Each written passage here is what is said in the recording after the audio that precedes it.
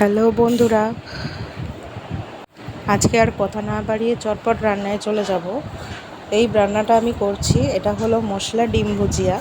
এটা বাচ্চা থেকে বড় সবাইকে দিলেই কিন্তু খুব আনন্দ সহকারে এটা খেয়ে নেবে। তো তোমরা দেখে নাও আমি তৈরি করছি।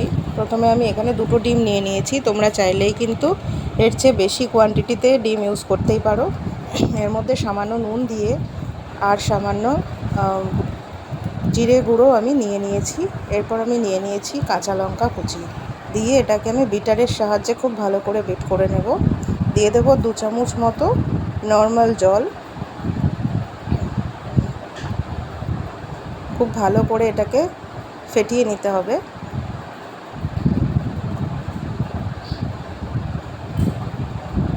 এটা কিন্তু বাচ্চাদের জন্য যদি তৈরি করো তখন কিন্তু তোমরা লঙ্কাটা ইউজ করো না।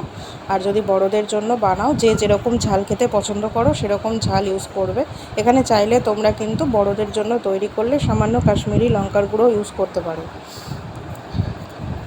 ভালো করে বিট করে নিয়ে এবার কড়াতে নিয়ে নিয়েছি খুব সামান্য তেল, 1 টিস্পুন মতো তেল নিয়েছি। দিয়ে পেঁয়াজ দিয়ে দিয়েছি। একটা পেঁয়াজ কুচি খুব ভালোভাবে কুচিয়ে নেবে। পেঁয়াজটা নরম হওয়ার জন্য আমি সামান্য নুন দিয়ে দিলাম।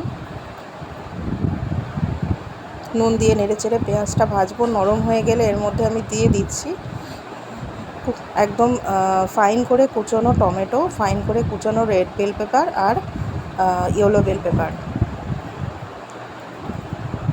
এখন এগুলো তোমার বাড়িতে না থাকলে তুমি কিন্তু নর্মাল ক্যাপসিকাম, কড়াইশুঁটি এগুলো দিয়েও কিন্তু রান্নাটা করে নিতে পারো। আর দিয়ে দিলাম কুচোনো ধনেপাতা এবং দিয়ে দিচ্ছি খুব সামান্য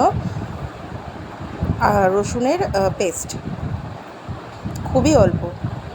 সব কিছু এবার 1 থেকে 2 মিনিট মতো একটু কষিয়ে নেব। আর 2 মিনিটের জন্য আমি ঢেকে রাখবো যাতে সবজিগুলো একটু মজে যায়।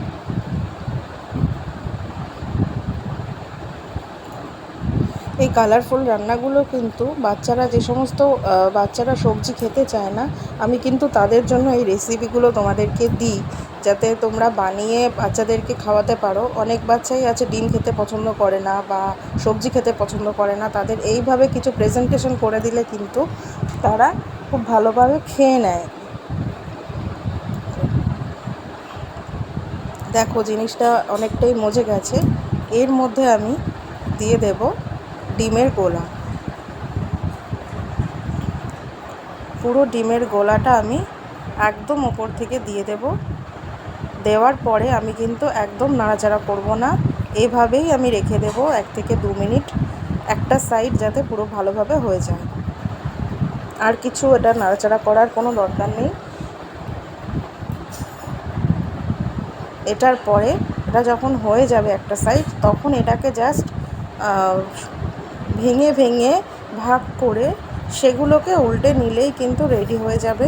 তোমরা দেখতে থাকো। এই ভিডিওটা যদি ভালো লাগে তাহলে ভিডিওটাতে একটা লাইক করে দিও আর কমেন্ট করে জানিও এই মশলাদার ডিম ভুজিয়াটা কেমন লাগলো। আর যারা নতুন আছো তাদের, সেই বন্ধুদেরকে বলছি একটু সাবস্ক্রাইব করে দিও চ্যানেলটা, পাশে থেকো। তো দেখতে থাকো আজকের রেসিপিটা। এইভাবে কিন্তু তৈরি হয়ে যাবে মশলা ডিম ভুজিয়া। তো আজকের মতো টাটা।